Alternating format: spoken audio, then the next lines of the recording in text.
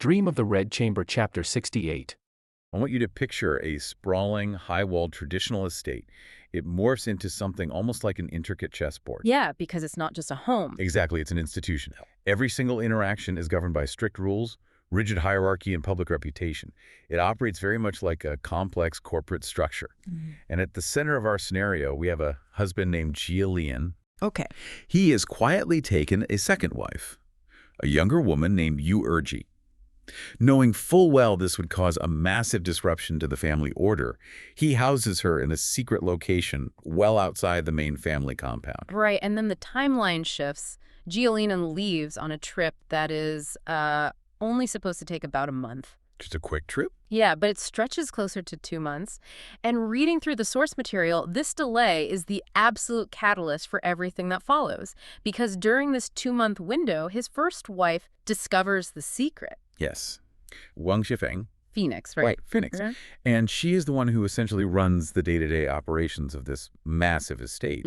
She's incredibly brilliant. Yeah, looking at the notes here, her reaction is the complete opposite of what you might expect. She doesn't confront him. She doesn't immediately march over to the secret house in a rage. Not at all. Instead, she orders craftsmen to prepare 3 eastern rooms in her own courtyard, and she decorates them exactly like her own. Which, I mean, why is she doing interior design right when she finds out her husband is hiding a second wife? It is a brilliant display of anticipating the endgame. She is preparing the physical environment to support the psychological reality she intends to construct. By readying those rooms, she's deciding the outcome of the confrontation before she even makes contact. Wow. She fully intends to bring Yu Erji into the main compound where Xifeng has absolute home field advantage. But to do that willingly, she has to control the narrative from the very first second. Here's where it gets really interesting. Her alibi. She can't just walk out the front gates with a massive security detail and say she's off to deal with her husband's secret second family. The rumor mill would go absolutely crazy. Well, it would be a disaster for her reputation. Right. So she approaches the family elders, the matriarchs, and tells them she's going to a temple to burn incense. Which is a perfectly pious, highly respectable excuse. Perfectly respectable. But the moment she is clear of the estate, she takes a very small, carefully selected, trusted entourage and heads straight to the secret house. And the visual tactics she employs upon arriving are just worth studying so closely. When the terrified servant, Bauer's wife, opens the door, I mean, the text says she felt like her soul left her body. I bet seeing the primary wife standing there. Right, but Xifeng doesn't look like a vengeful fury. She is dressed with incredibly specific intent. She isn't wearing the lavish, intimidating silks you would expect from a wealthy estate manager asserting her dominance. The text notes she's wearing plain, almost morning-style attire. Okay, what does that look like? Silver headpieces, a moon-white jacket, a black cape, and a white skirt. And her face is described as being beautiful as a spring peach, but with sharp phoenix eyes. It is such a striking contrast. She shows up looking almost like she's attending a funeral rather than a confrontation. What's fascinating here is the psychology behind that visual choice. In this cultural context, white and silver are associated with mourning or deep humility. By choosing this specific wardrobe, she is actively downplaying her own power. So it's a manipulation right from the start. Completely. When Erji sees her, she doesn't register a threat. She sees a grieving, vulnerable, and humble woman. This is a classic pattern interrupt. Erji has likely been bracing for an angry, vindictive confrontation for months. And by presenting herself as vulnerable, Xifeng just short-circuits Erji's defensive mechanisms before a single word is spoken. Exactly. Okay, let's unpack this speech Xifeng gives next, because the physical performance matches the wardrobe perfectly, but then they have this initial meeting, and Xifeng actually bows first to you, Erji. Yes. Keep in mind the context we established. Xifeng is older, she is the first wife, and she holds a massively higher social status. But she immediately lowers herself physically to this younger, lower-status woman. It creates immediate cognitive dissonance for Erji.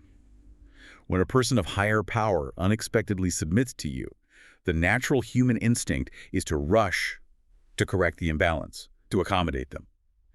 Erji immediately tries to apologize for not coming out to greet her properly. She rushes to be accommodating. Yes.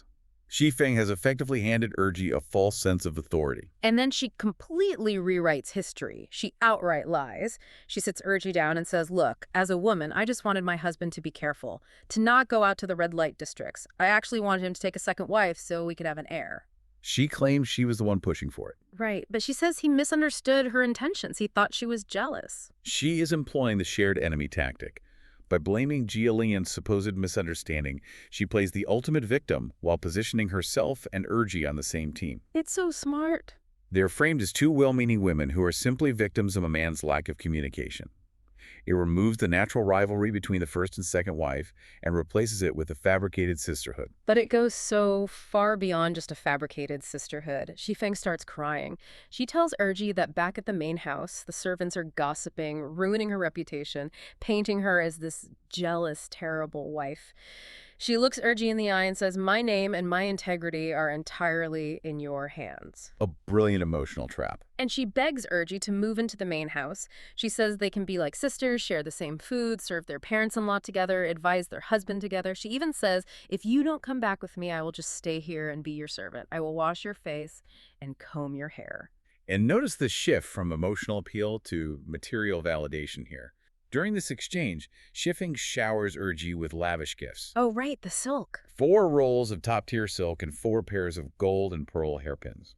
In the mechanics of influence, this is utilizing the rule of reciprocity. By accepting these highly valuable items, Erji is subconsciously entering into a social contract. She feels an immense unspoken debt to this woman who is crying and begging for her help. Exactly. The trap is being woven out of generosity. And Erji totally buys into this reality. She opens up, shares her secrets, and views Xifeng as a savior. But looking closely at the text, Xifeng manages to maintain her underlying status even while playing this hyper-submissive role. I had to read this one interaction twice. The scene with the maid. Yes. Erji, trying to be gracious, tries to treat Xifeng's trusted maid, Pinger, as an equal. She tries to stop the maid from buying, calling her sister. Xifeng immediately laughs but corrects her, saying, "Let her bow, she is just a maid." That moment is critical. Yeah. It is a subtle check on the system. Right. Erji is attempting to flatten the hierarchy because she truly believes she and Xifeng are now equals. Right. Xifeng's swift correction demonstrates that while she might be playing the humble sister, the strict rules of the social order still apply. It reinforces her role as the ultimate arbiter of reality within the household. She dictates who is a sister and who is a servant. And Erji is so won over, so overwhelmed by the positive attention that she complies with the correction without realizing she has just ceded authority back to Xifeng. She absolutely has. So the environment is prepped, the psychological defenses are down, and Erji agrees to move. She leaves all her heavy luggage behind to be managed by Xifeng's people. They get into a carriage together, but they don't enter through the main gates. No, they don't. They sneak in through the back door of the Grandview Garden. For context, the Grandview Garden is this massive, highly regulated, walled-off private landscape within the family estate. Sneaking someone into it is a major logistical move, and Xifeng hides Erji with a relative, Liu Wan.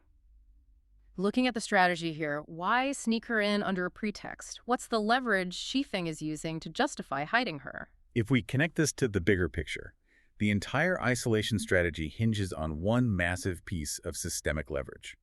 The text reveals that Jia Lian married Yu Erji during a period of national and family mourning. Oh, wow. In this specific era, marrying or celebrating during a state of mourning wasn't just frowned upon. It was a grave, punishable offense that could bring ruin upon the entire family. Xifeng uses the systemic rule as her ultimate weapon. She tells Erji, "We have to hide you, because if the family elders find out my husband married you during the mourning period, they might beat him to death and they will definitely punish you." This is where we see institutional rules being weaponized. Xifeng takes this overarching cultural law and frames her enforcement of it as an act of profound protection. She convinces Erji that the main house is full of strict elders who will use this violation against her. Pretending she's protecting her from severe punishment or death. Exactly. By doing this, Xifeng legally and socially cuts off Erji's access to anyone else in the compound. Erji is too terrified to leave her quarters or speak to anyone of authority, genuinely believing Xifeng is the only barrier between her and total ruin. She is completely isolated from any outside help. So she is physically trapped in the compound, legally trapped by the mourning period violation, and psychologically trapped by her belief in Xifeng's friendship. Once that isolation is absolute, the aftermath really begins. The environment changes. Xifeng dismisses all of Erji's original maids, the people from her past life, and replaces them with her own staff, specifically a maid named Shanji. This introduces the tactic of plausible deniability. Xifeng has spent immense effort building the persona of a humble, protective sister. She cannot afford to tarnish that image by being overtly cruel. So she acts as a sort of good cop, bad cop routine, all in one person. By outsourcing the bad cop part. Yes, she outsources the aggression to her subordinates. It allows the pressure on Urji to increase exponentially without Xifeng ever leaving fingerprints on the operation. And the specific abuses start almost immediately. Just 3 days after Urji moves in, she asks the new maid, Shanji, to fetch her some hair oil. It's a standard request. But the maid refuses. And she doesn't just refuse, she aggressively gaslights and lectures Urji. She really tears into her. She says, "Do you have any idea how busy our mistress is? She manages hundreds of people. She handles thousands of taels of silver every single day." And just to clarify for our modern context, managing thousands of taels of silver means Xifeng is essentially handling millions of dollars in operation. Right. It is a deliberate silencing tactic. The maid is framing Urji's basic needs as an unreasonable burden on this incredibly important, busy woman who supposedly rescued her. Making her feel entirely insignificant. Exactly. The maid also points out Urji's precarious status, reminding her that her marriage during the mourning period makes her presence highly irregular. It strips away Urji's sense of entitlement to even basic comfort. And then the physical isolation really begins. Urji stops getting her meals on a regular schedule. When the food does arrive, it's served cold, leftover scraps at completely random times. So what does this all mean? How does Xifeng factor back into this daily reality when her staff is running this operation? This is the terrifying genius of the trap. Xifeng visits every 5 to 8 days. And during these visits, she plays the role of the absolute sweetest, most devoted sister. It's chilling. She arrives with a pleasant face, acting like a loving sister. She looks Urji in the eye and tells her that if any of the servants are showing disrespect, Urji should report them immediately, and Xifeng will have them severely punished. She even offers to beat them herself. That is such a complex layer of manipulation because Urji doesn't report them. No, she doesn't. She actually smiles and tells Xifeng that everything is fine. She actively covers up the abuse she is receiving. That is the ultimate goal of weaponized vulnerability combined with isolation. Xifeng has created a closed system where the target polices herself. Because Xifeng acts so overwhelmed with managing the estate, and yet so seemingly kind to Urji, Urji feels immense guilt at the thought of adding to her stress. Furthermore, Urji knows her status is fragile due to the mourning period offense. She fears that if she complains, she will look ungrateful or be labeled unvirtuous and a burden to her only ally. Urji chooses to endure the mistreatment rather than risk the fabricated relationship she believes is keeping her alive. She is fully trapped by her own desire to be agreeable. She locks her own cage from the inside. Meanwhile, I want you to look past the courtyards and the traditional polite society. What Fengji executes here is akin to a modern corporate hostile takeover. oh, I love that comparison. Yeah, mixed with scorched earth litigation tactics. She recognizes that she has been wronged, but rather than reacting emotionally in the moment, she treats the whole situation as a complex strategic puzzle. Okay, let's unpack this, because to launch a counteroffensive of this magnitude, she needs ammunition. She can't just attack the secret marriage head-on. How does she actually go about gathering the leverage she needs? Well, she starts with systematic reconnaissance. She doesn't just act blindly. Fengji sends her most trusted servant, Wang, out to investigate the background of this secret new wife, Urji. Just digging up dirt. Exactly. And the intelligence gathering pays off almost immediately. She discovers a critical vulnerability.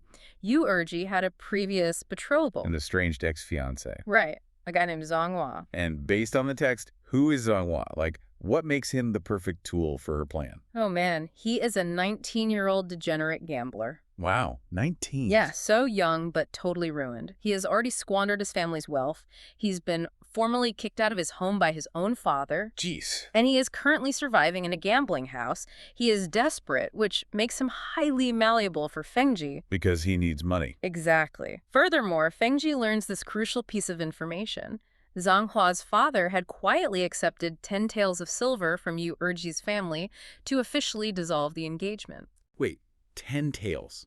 Just to give you some context on the currency, a single tael of silver was a really substantial amount of money back then. Very substantial. Like 10 taels could sustain a working-class family for months. Right, but the kicker here is that Zhonghua was entirely in the dark about this transaction. He had no idea his dad took the money. None. As far as he knew, the engagement was still technically valid. So he still thinks he has a legitimate grievance against this family. Yeah. And Fengji takes this raw intelligence and completely weaponizes it. She totally does. She gives her servant 20 taels of silver, which is double the amount it took to break the engagement, and instructs him to secretly support this gambler. Yeah. She wants Wanger to feed him, embolden him, and ultimately force him to file a lawsuit against Fengji's own husband, which just seems counterintuitive.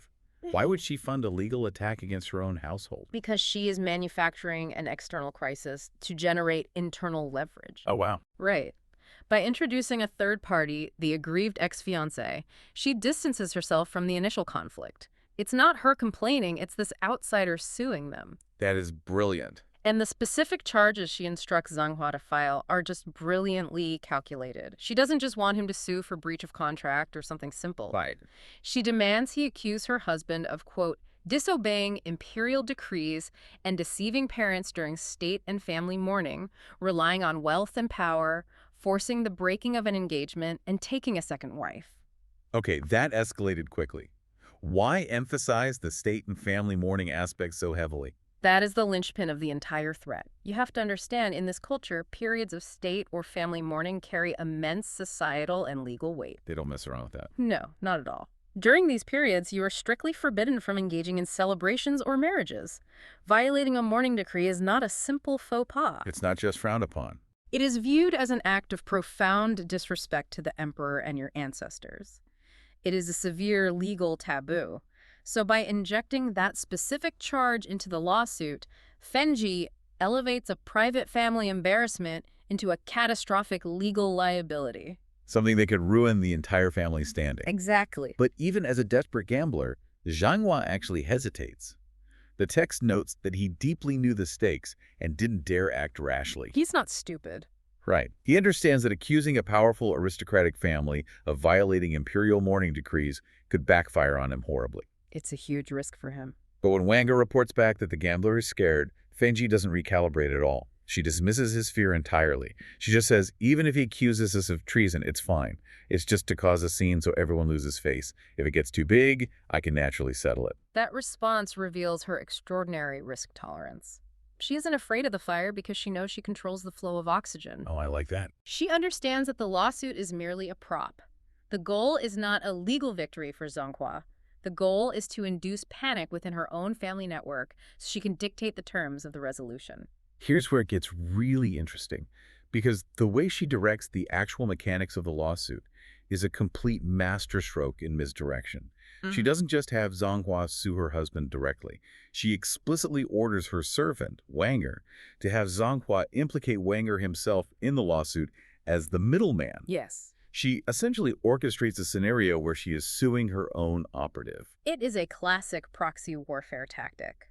By having her own servant named as a defendant, she creates this layer of calculated chaos that completely obscures her role as the puppet master. It's so layered. And when the case is filed, the venue is the censorate. This isn't just a local magistrate's office. The censorate is a high-level imperial investigative agency. The stakes are incredibly high. Very high. Yet Wanger approaches it with theatrical confidence. The text details how he actively waits on the street for the court officers.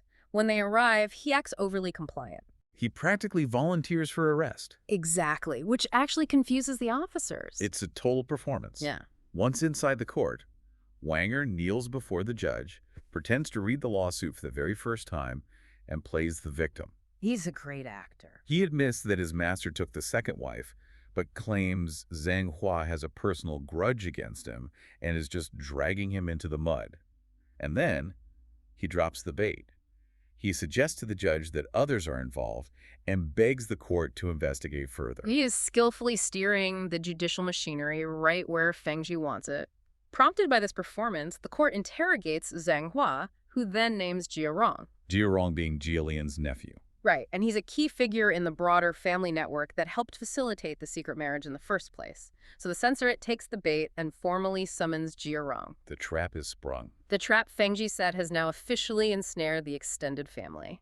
And just as the legal machinery starts grinding toward her enemies, she intervenes again. She sends another servant with 300 taels of silver to the censorate. A massive amount. But the purpose of this massive bribe isn't to win the lawsuit. It's to instruct the judge to suppress the very lawsuit she just paid 20 taels to initiate. What's fascinating here is how clinically the text exposes the commodification of justice. The legal system in this narrative is not an arbiter of truth. It is a marketplace. Literally bought and sold. The judge at the censorate understands the game immediately.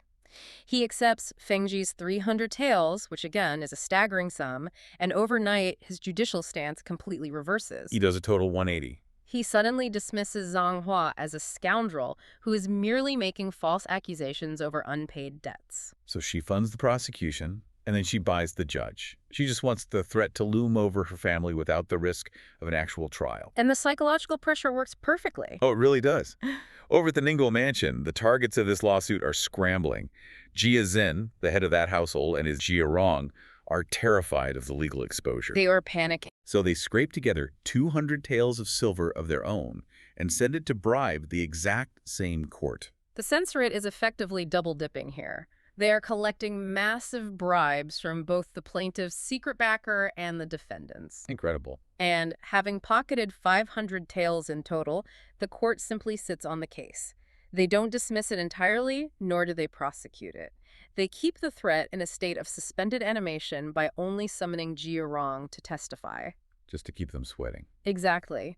This maximizes the psychological distress on Fengji's targets, which is exactly the environment she needs for her next move. Which brings us to the physical confrontation.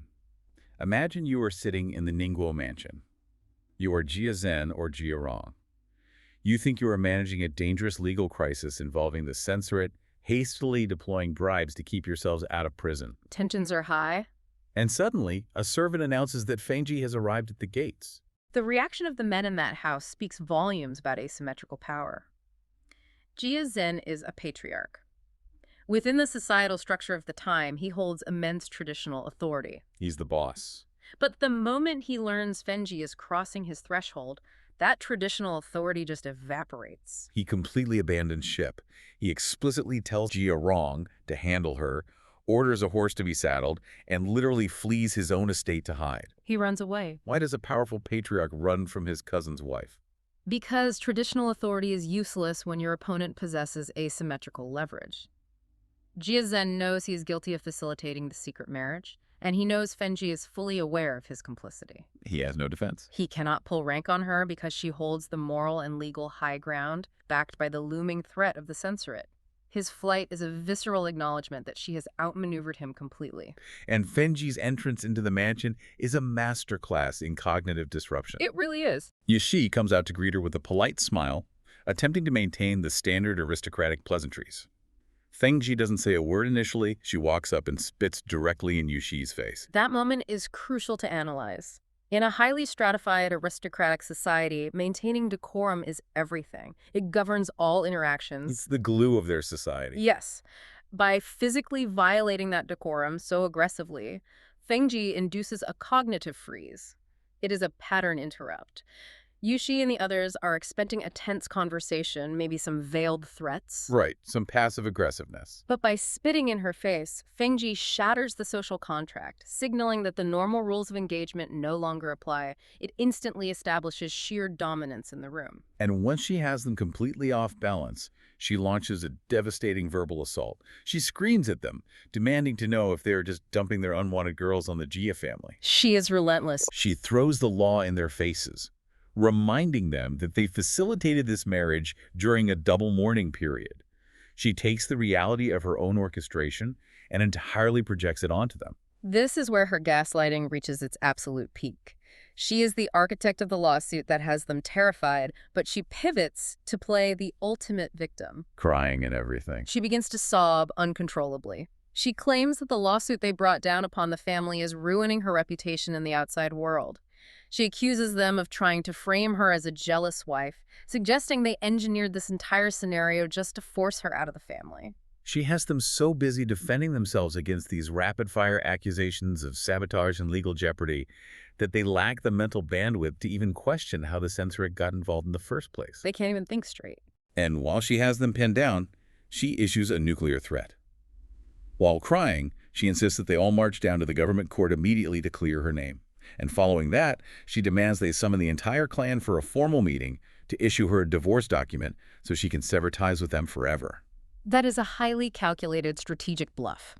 In that era, a divorce under those scandalous public circumstances would result in absolute social and political ruin for the extended family. They would never recover. It would destroy their standing.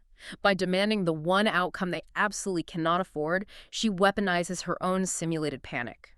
She is essentially holding their collective social survival hostage, forcing them to beg her to stay. The person who absorbs the worst of this manipulation is the nephew, Wang. The text paints a deeply unsettling picture of his subjugation here. He is on his knees, physically bumping his head against the floor, pleading with his aunt to calm down. And she offers zero de-escalation. None. She delivers a brutal verbal lashing, cursing him as an unfilial seed and wishing that he be struck by lightning and torn by 5 ghosts. Just vicious stuff. She is invoking ancestral shame and divine retribution, threatening to strike him right there in the hall. The psychological hold she establishes is profound. Wang is so entirely broken by this barrage that he begs her not to hurt her own hand by striking him. Yeah, that part is wild. Instead, he volunteers to execute the punishment himself. He kneels on the floor and begins violently slapping his own face, alternating left and right. And as he strikes himself, he loudly interrogates his own behavior, asking, "Will I meddle again? Will I only listen to my uncle and not my aunt?" If we connect this to the bigger picture of power dynamics, this is the ultimate objective of psychological warfare. Wang isn't simply apologizing.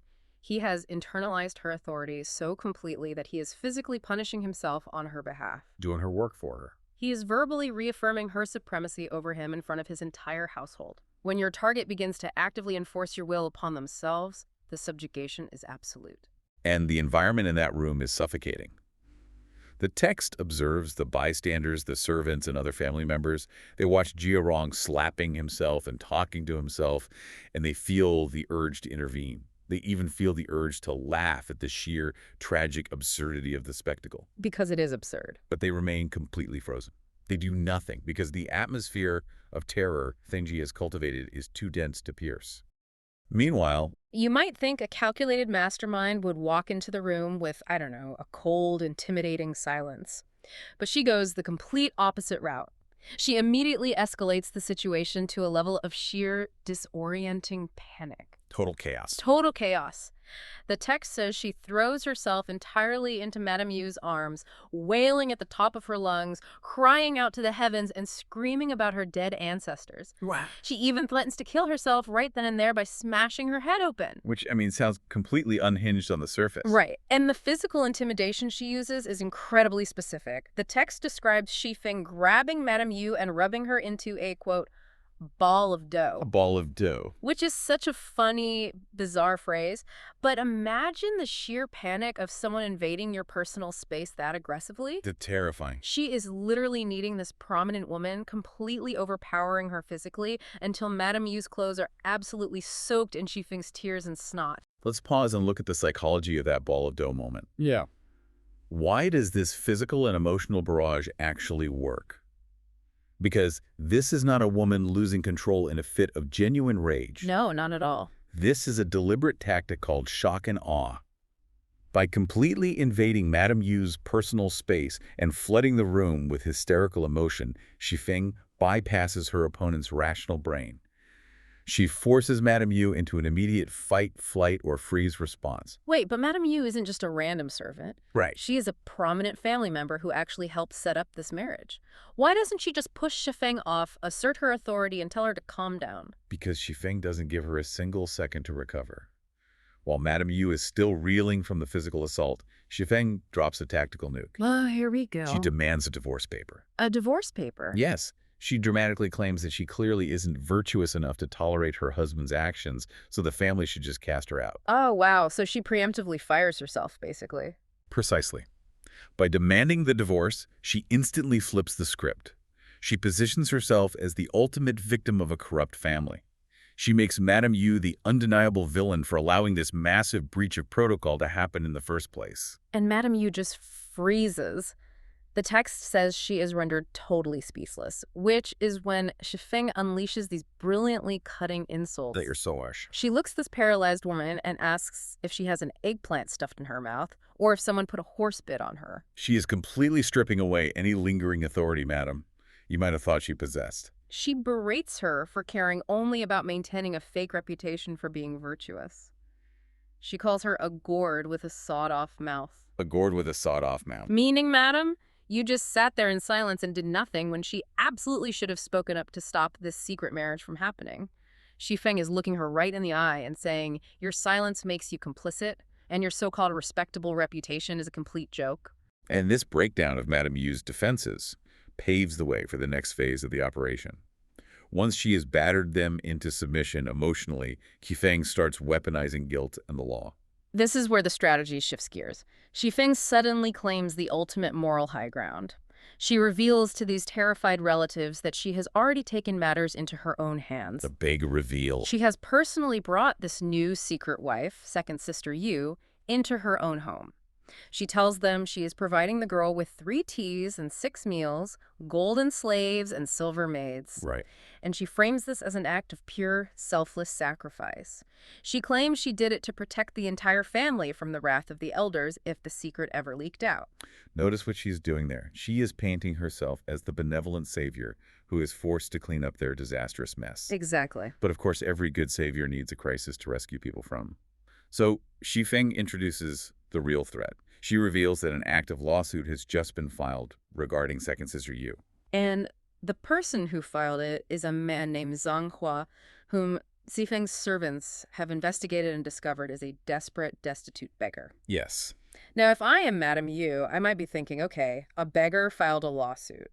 We are a massively wealthy, powerful family.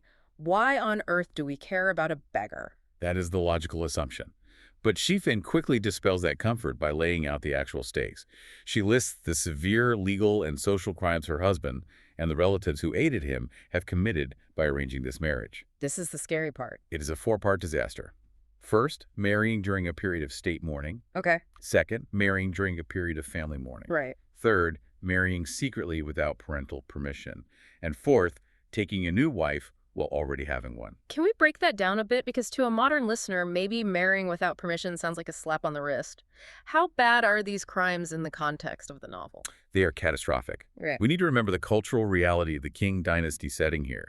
The emperor is considered the literal son of heaven. Right, the absolute authority. A period of state mourning means strict, absolute prohibitions on celebrations, music, and marriage. Violating state mourning isn't a faux pas. It is a crime against the state. Wow. Couple that with violating family mourning, which shatters the core cultural pillar of filial piety. In this society, reputation or face is everything. If these crimes are exposed, the family could be stripped of their aristocratic titles. Their wealth could be confiscated. So they could lose everything. Everything. They could face severe legal punishment, exile, or worse. Okay, that completely changes the picture. They are sitting on a powder keg. And the guy holding the match is this beggar, Zhang Hua. Exactly. The text uses a really striking proverb to describe him. It says, risking death by 1,000 cuts, he dares to pull the emperor off his horse. Think about the concept of asymmetric warfare. Yeah. That proverb perfectly captures the terror of facing an opponent who has absolutely nothing to lose. Right. A wealthy family has titles, money, and social standing to protect. A destitute beggar has none of that. He doesn't care if the family is dragged through the mud. In fact, that is his leverage. Yeah, he wants a payout. He wants a payout, and he is entirely willing to burn their house down to get it. So Xifeng uses this terrifying reality, the very real threat of social and literal ruin, to completely break Madame Yu and Jia Rong. And the submission she extracts from them is hard to even picture. It's brutal. We enter this scene where a massive crowd of maids, servants, and family members are huddled in a dark room, literally kneeling on the ground, begging Xifeng for mercy. Jia Rong, the young relative who helped orchestrate the marriage, is kowtowing nonstop. Just humiliating himself. He is groveling at her feet, telling her that he ate feces in a moment of sheer stupidity when he encouraged his uncle to go through with this. He is deliberately degrading himself to appease her rage. And during this groveling, he makes a highly specific plea. He quotes another proverb to Xifeng, saying, "A broken arm is hidden in the sleeve." I love the imagery in that, but what exactly is he asking her to do? He is acknowledging a fundamental rule of elite families. Scandals must be contained internally. You hide your broken arm inside your sleeve so the public doesn't see your weakness. Got it. Jia Rong is begging Xifeng to use her formidable intelligence and influence to suppress this scandal. He is admitting she holds all the power, and he is pleading for her protection against the beggar's lawsuit. And this is the pivot. This is where Xifeng turns their panic into profit. Up until this point, she has just been terrifying them. But now, she casually drops a detail into the conversation. She sighs and mentions that in order to keep the lawsuit quiet and bribe the necessary officials, she was forced to steal 500 taels of silver from Madame Wang. Which is a complete tactical lie. Right. But before we look at their reaction, give us a frame of reference here. What does 500 taels of silver actually mean? Is she shaking them down for the equivalent of a few $1,000s, or is this bigger? Oh, it is massively bigger. To put it in perspective, in the historical context of the text, a single tael of silver could keep a working-class family fed for months. Wow. 500 taels is a staggering fortune. We are talking about the modern equivalent of hundreds of thousands of dollars. It is a life-changing amount of money. So she just casually mentions she is in the hole for hundreds of thousands of dollars because of their mistake. And predictably, Madame Yu and Jiarong go into an absolute tailspin. Of course they do. They cannot fathom letting Xifeng take the fall for a massive financial deficit she incurred while trying to save them. So they instantly, desperately promise to pay Xifeng the 500 taels themselves to cover the missing money. This is the fear-then-relief technique executed flawlessly. In psychological terms, when you subject someone to extreme fear like the threat of a lawsuit that will destroy their lives, and then suddenly offer them a narrow path to relief, their cognitive functioning is still severely impaired. They can't think straight. Exactly. They don't question the logic of the relief. They just grab the life raft. Xifeng created the terror and then offered salvation for the steep price of 500 taels. And they are literally thanking her for it. They believe they are reimbursing a hero for saving their lives, when in reality, they are just lining her pockets. It is genius. She walked into that room as the betrayed wife, and within a single conversation, she has shaken down her own family for a massive fortune. But extracting the money is only half the battle. Because the beggar, Zhang Hua, still exists. The lawsuit is still a problem they actually have to solve. Right, which brings us to the brainstorming session. Jiarong, who is still desperately trying to prove his worth, pitches his first plan to handle the beggar. He says, look, let's just pay Zhang Hua to drop the lawsuit. We give him some cash, make him admit it was a false accusation, and send him on his way. A classic payoff. Honestly, that sounds like a fairly standard, logical way to handle a nuisance lawsuit. Why doesn't Xifeng just agree to that? Because Xifeng understands the mechanics of extortion far better than Jiarong does. She shoots the idea down immediately. She points out a harsh reality extortionists are a bottomless pit. Right. If you pay a blackmailer to go away, you haven't bought silence. You have just established yourself as a reliable ATM. Oh, that is such a good way to put it. Once Zhang Hua spends that initial payout, he will simply return with more threats. Paying him off is a temporary band-aid that guarantees a permanent vulnerability. That makes perfect sense. You never pay the blackmailer. So Jiarong scrambles and pitches Plan B. He suggests they go to Zhang Hua and figure out what he actually wants. Does he want a pile of money, or does he want his original betrothed back? Meaning second sister Yu. Yes, the new secret wife. Jiarong says that if the beggar actually just wants his betrothed, the family will persuade second sister Yu to leave the household and marry the beggar instead. Now, watch how Xifeng handles this moment. Yeah. This is a brilliant psychological trap. Outwardly, she reacts with absolute horror. She plays the victim again. She plays the role of the fiercely devoted, loving sister-in-law. She tells Jiarong, absolutely not. I couldn't possibly do that to her. I love second sister Yu too much to just cast her out. Just figure out a way to give the man his money. But wait, I thought the whole reason she was furious was because she hated this new secret wife. Yeah. Does she actually want to keep her around? Not at all. The text lets us in on her secret. She is absolutely thrilled by Jiarong's suggestion. She desperately wants second sister Yu removed from the family. But she cannot be the one to suggest it. Ah. Because if she kicks the new wife out, she ruins her carefully crafted brand. She loses the virtuous, forgiving wife persona she just used to beat Madame Yu into submission. Exactly. This is the hallmark of a true power player. She wants her rival eliminated, but she needs the board of directors, in this case Jiarong and Madame Yu, to think it was their own idea. So smart. By pretending to object out of love for the new wife, she forces Jiarong to champion the idea himself. She successfully delegates her own dirty work. She ensures her rival will be disposed of while keeping her own hands completely spotless in the eyes of the family. It is like watching a hostile corporate takeover where the executives actually thank the person destroying them. She has manipulated them into solving her biggest problem. She really has. But there is still one massive hurdle left. Even if they get rid of the beggar and the new wife, they still have to explain this entire chaotic situation to the family elders. The top bosses of the household. Exactly. They're going to ask questions. And since Madame Yu has proven to be completely useless at crisis management, Xifeng takes it upon herself to invent the official narrative. And the cover story she crafts is a masterpiece of plausible deniability. She outlines a flawless alibi for Madame Yu and Jia Rong to present to the elders. What's the spin? She tells them, "Here is the official story. We will say that I, Xifeng, happened to meet second sister Yu and liked her so much that I personally decided to bring her into the household as a concubine for my husband." Which makes her look incredibly generous. And she justifies this by planning to claim that because she herself struggles to bear children, she is taking the noble initiative to secure her husband's bloodline. It is a brilliant framing, but she still has to explain away the lack of proper marriage protocols. So she adds a crucial detail to the lie. She proposes telling the elders that because the Yu family recently suffered several deaths and second sister Yu was left utterly destitute, they simply took her in temporarily out of charity. A charity case. Right. They will claim they are just waiting out the mandated 100-day mourning period before making any marriage official. Let's look at how perfectly that neutralizes the threat we talked about earlier. By claiming it is just a temporary charity housing situation, she completely erases the crime of marrying during a state or family mourning period. Precisely. Because technically, according to this lie, no marriage has taken place yet. Wow. Furthermore, by claiming she initiated the whole thing herself out of duty to her husband's bloodline, she erases the crime of marrying secretly without parental permission. The cover story is entirely watertight. It absolves every one of the 4 major crimes and protects the family from any legal or social fallout. And the reaction from people she just destroyed is unbelievable. Madame Yu and Jia Rong are so deeply relieved by this genius cover story that they actually start praising her. Of course.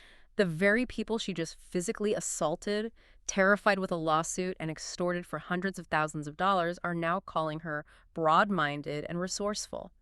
They actually start personally serving her food and pouring her wine. They are practically worshiping the architect of their own misery. Because in their minds, she has just miraculously solved an impossible apocalyptic crisis. A crisis, mind you, that she herself heavily exaggerated in order to break them in the first place. It is breathtaking. But we get this final, chilling twist that shows just how relentless she is. This part is wild. After this exhausting, masterful performance where she dominates her relatives, Xifeng leaves the room. She walks back to the garden where the new wife, second sister Yu, is staying. And what does she do? She immediately drops the ruthless interrogator persona and plays the victim again. Unbelievable. She sits down with her rival and spins a tale about how incredibly hard she just had to work and how much emotional suffering she endured to save everyone from this terrible beggar's lawsuit. She is looking right into the eyes of the woman she is secretly plotting to destroy and completely gaslighting her into believing they are allies. It requires a staggering ability to compartmentalize. It really does. She transitions seamlessly from a terrifying extorter in one room to a benevolent, exhausted savior in the next, depending entirely on what the current audience needs to see.